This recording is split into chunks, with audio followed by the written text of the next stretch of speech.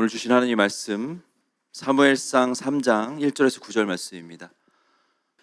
아이 사무엘이 엘리 앞에서 여호와를 섬길 때에는 여호와의 말씀이 희귀하여 이상이 흔히 보이지 않았더라. 엘리의 눈이 점점 어두워가서 잘 보지 못하는 그때에 그가 자기 처소에 누웠고 하나님의 등불은 아직 꺼지지 아니하였으며 사무엘은 하나님의 궤 있는 여호와의 전 안에 누웠더니 여호와께서 사무엘을 부르시는지라. 그가 대답하되 내가 여기 있나이다 하고 엘리에게로 달려가서 이르되 당신이 나를 부르셨기로 내가 여기 있나이다 하니 그가 이르되 나는 부르지 아니하였으니 다시 누우라 하는지라. 그가 가서 누웠더니 여호와께서 다시 사무엘을 부르시는지라. 사무엘이 일어나 엘리에게로 가서 이르되 당신이 나를 부르셨기로 내가 여기 있나이다 하니 그가 대답하되 내 아들아 내가 부르지 아니하였으니 다시 누우라 하니라. 사무엘이 아직 여호와를 알지 못하고 여호와의 말씀도 아직 그에게 나타나지 아니한 때라. 여호와께서 세 번째 사무엘을 부르시는지라. 그가 일어나 엘리에게로 가서 이르되 당신이 나를 부르셨기로 내가 여기 있나이다 하니 엘리가 여호와께서 이 아이를 부르신 줄을 깨닫고 엘리가 사무엘에게 이르되 가서 누웠다가 그가 너를 부르시거든 내가 말하기를 여호와여 말씀하옵소서 주의 종이 듣겠나이다 하라 하니 이에 사무엘이 가서 자기 처소에 누우니라. 아멘. 11월의 네 번째 수요예배에 온라인과 오프라인으로 함께 참여하시는 모든 우리 사랑하는 성도님들을 환영하고 축복합니다.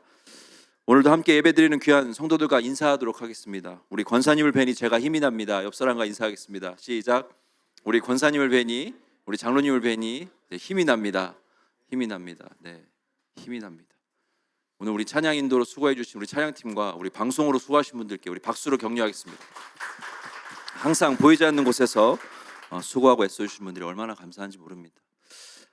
아직도 여러분 중에 혹시라도 내가 로이드 성전에 오면 자리가 혹시 부족할까 봐 염려하고 배려하시는 분들이 계시면 아무 염려 마시고 나오시기 바랍니다. 여러분의 자리가 얼마든지 준비가 되어 있습니다.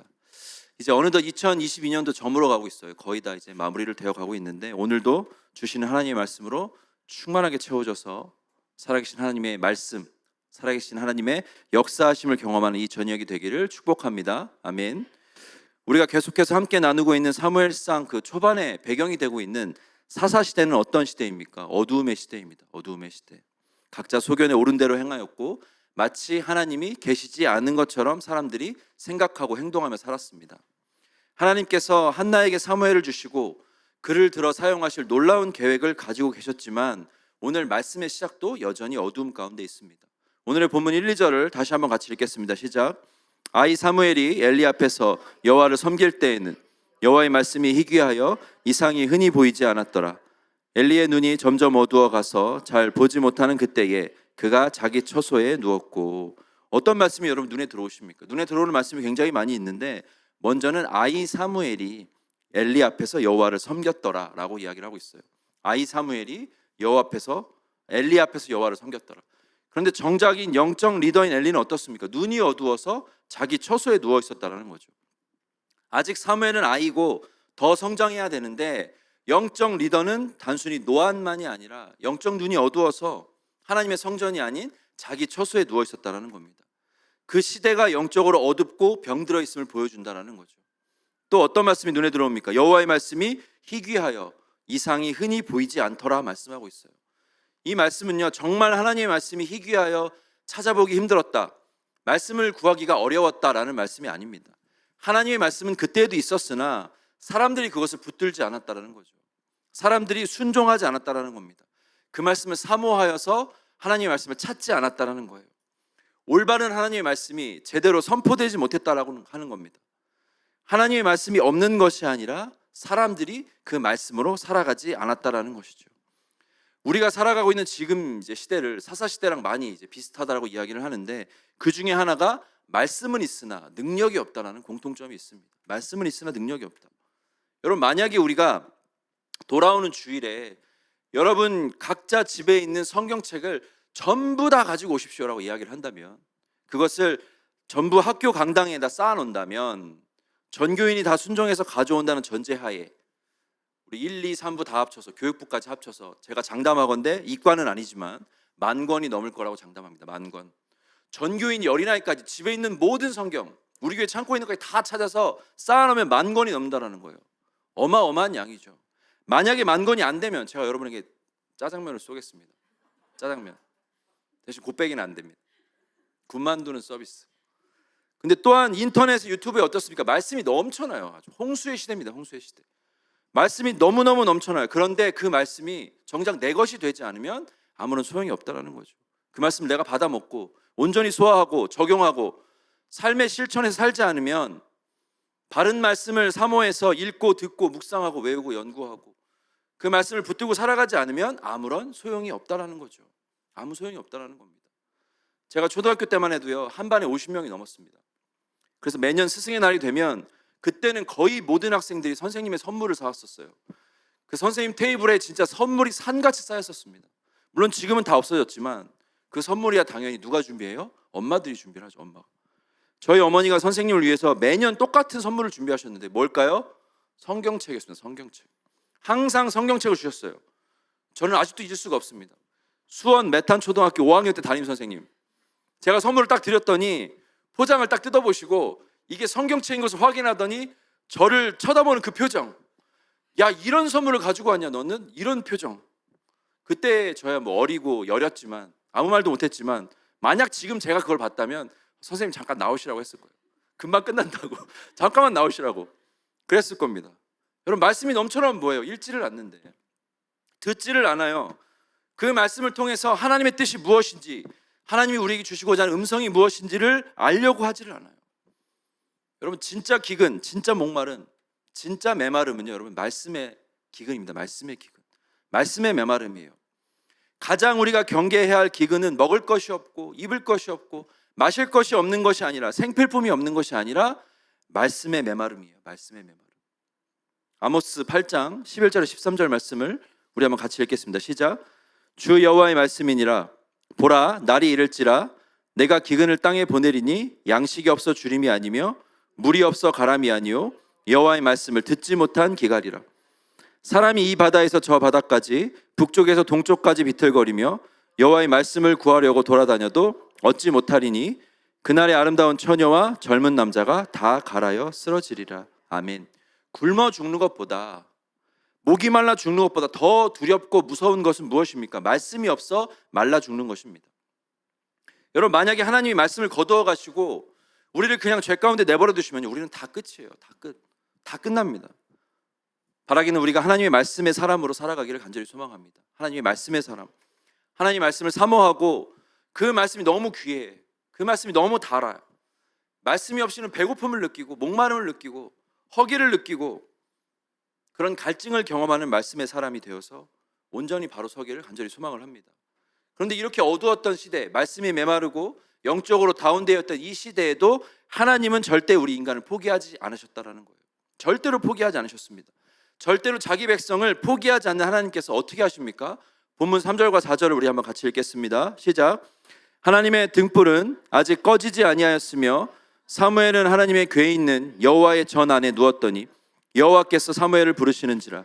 그가 대답하되 내가 여기 있나이다 하고. 아멘. 하나님의 등불이 어떻다라고 말씀하고 있어요? 아직 꺼지지 아니하였으며. 아멘. 여러분, 이게 하나님의 은혜예요. 꺼져가는 등불을 끄지 않으시는 하나님, 상한 갈대를 꺾지 않으시는 하나님. 더럽고 추한 인간들, 하나님은 없어, 하나님은 존재하지 않아, 내 맘대로 살 거야, 물질이 최고야, 쾌락이 최고야 라고 외치는 그 인간들을 그냥 후 하고 불어버리면 끝나는 인간들인데, 그들을 끝까지 사랑하시고 한 영혼이라도 살리시겠다고, 한 영혼이라도 건지시겠다고 하나님의 은혜와 하나님의 사랑으로 누구를 부르십니까? 하나님의 사람 사무엘을 불러 일으켜 세우십니다. 그런데 참 재밌는 것이 하나님이 사무엘을 부르시는데 오늘 본문을 우리가 같이 읽었지만 몇 번을 부르십니까? 3번을 부르십니다. 3번. 하나님이 사무엘을 3번을 불러요. 이 아이 사무엘이 하나님의 음성을 듣고 어떻게 합니까? 이것이 하나님의 음성인지를 몰라요. 하나님의 음성인지를 모르고 엘리 제사장이 자기를 부른 줄 알고 엘리한테 갑니다. 그러면 엘리 제사장이 사무엘아, 이것은 하나님이 부르시는 거야, 하나님이 부르신 음성이야 라고 알려줘야 되는데 엘리도 그것을 못 알아듣고 나 너 안 불렀는데 얼른 가서 다시 자, 이런 코미디 같은 상황이 벌어지고 있다는 거예요. 그런데도 하나님은 대단하신 것이 그럼에도 계속해서 사무엘을 부르고 또 부르십니다. 세 번째가 돼서야 엘리가 이것이 하나님께서 사무엘을 부르시는 것을 깨달아요. 그리고 사무엘에게 이렇게 말합니다. 9절 말씀 같이 읽겠습니다. 시작. 엘리가 사무엘에게 이르되 가서 누웠다가 그가 너를 부르시거든 내가 말하기를 여호와여 말씀하옵소서 주의 종이 듣겠나이다 하라 하니 이에 사무엘이 가서 자기 처소에 누우니라. 아멘. 하나님께서 다시 너를 부르시거든 어떻게 하라고 말씀하고 있어요. 여호와여 말씀하옵소서 주의 종이 듣겠나이다 라고 하라고 이야기를 합니다. 여러분, 우리는 오늘 말씀을 통해서 먼저는 하나님의 사람으로 살아가자, 하나님의 말씀을 가까이 하자, 하나님의 말씀을 붙들고 살아가자, 하나님의 말씀을 사모하며 다짐하며 실천하며 살아가자. 거기에 더해서 뭐냐 하면요, 말씀을 읽을 때에, 우리가 말씀을 대할 때에 어떤 마음으로 살자? 여호와여 말씀하시옵소서 주의 종이 듣겠나이다. 이 마음과 자세와 기도로 우리가 하나님의 말씀을 대해야 될 줄로 믿습니다. 여호와여 말씀하시옵소서. 누가? 주의 종이 듣겠나이다. 여호와여 말씀하시옵소서. 주의 종이 순종하겠나이다. 여러분, 주의 종인 제가 그리고 여러분이 하나님께서 말씀하신다면 듣고 따르겠습니다. 이 자세와 마음으로 우리의 말씀을 대해야 된다는 거예요. 이 마음과 기도로 살아가는 하나님의 백성들이 되기를 간절히 소망을 합니다. 여러분, 그때 어떻게 됩니까? 사무엘이 엘리의 말대로 행했더니 하나님께서 그때부터 사무엘을 통해 하나님의 말씀을 주시기 시작을 해요.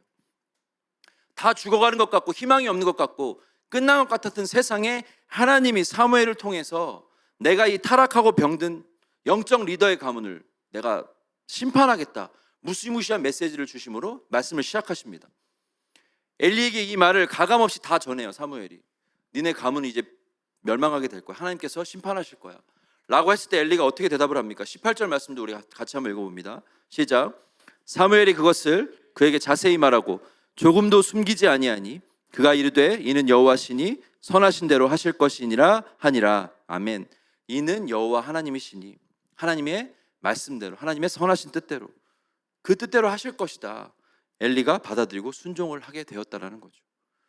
하나님께서 병들어서 어두운 이 땅을 그 아이 사무엘을 통해서, 아직 하나님의 음성도 채 구분하지 못했던 그 사무엘을 통해서 말씀하시기 시작했다는 거예요.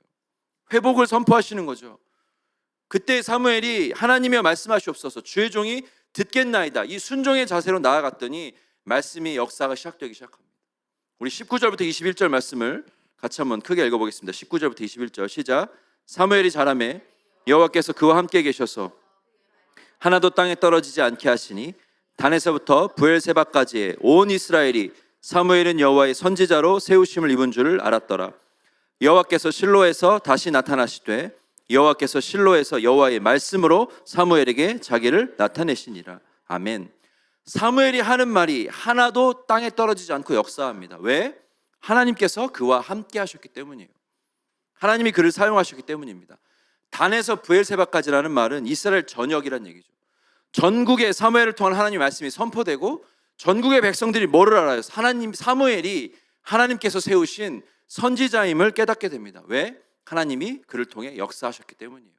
하나님이 그를 통해 말씀하시기 시작했기 때문입니다. 여호와 하나님께서 직접 실로에서 나타나시는데 어떻게 나타나십니까? 하나님의 말씀으로 사무엘에게 자기를 나타내시니라 라고 말씀을 하고 있습니다. 말씀의 사람으로 살아가자. 그리고 여호와여 말씀하시옵소서 주의 종이 듣겠나이다, 이 순종의 자세로 살아가자. 그때 하나님께서 어떻게 하신다고 합니까? 우리와 함께 가셔서 우리를 사용하시고 그 말씀이 땅에 떨어지지 않게 역사하신다라는 겁니다. 그 말씀이 땅에 떨어지지 않아요. 세상이 우리가 하나님의 사람임을 알게 하신다라는 겁니다. 하나님의 말씀으로 우리에게 하나님을 나타내 보이신다라는 거예요. 우리가 십자가에 온전히 죽고 낮아져서 나를 주님께 드리면, 나를 온전히 내어드리면 어떻게? 하나님께서 일하시고 역사하신다라는 겁니다. 여러분, 사무엘이 특별해서 어떤 능력이 있어서 무언가가 탁월해서가 아니다라는 겁니다. 사무엘은 굉장히 어렸어요.